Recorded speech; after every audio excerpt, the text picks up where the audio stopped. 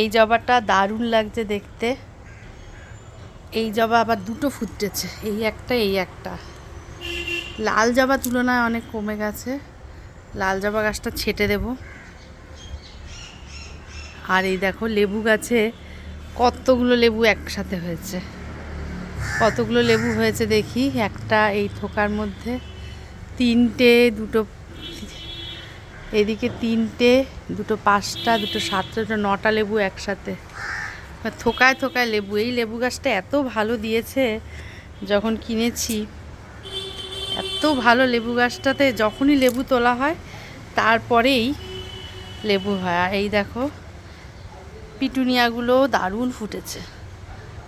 এই সারা গরম ভর্তি এই পিটুনিয়া গাছটা দেখতে হবে,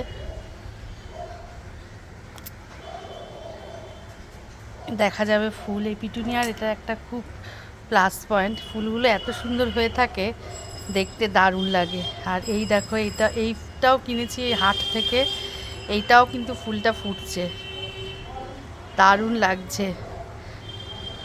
গ্যাদাগুলো যদিও সময় শেষ হয়ে এসছে, গ্যাদা আর বেশি দিন ফুটবে না, কিন্তু এই ফুলগুলো কিন্তু দারুণ লাগছে। আর মাঝখান থেকে এটা কি জানি একটা গাছ হয়েছে, বুঝতে পারছি না ধান গাছ না গম গাছ, যাই হোক রেখে দিয়েছি, থাক।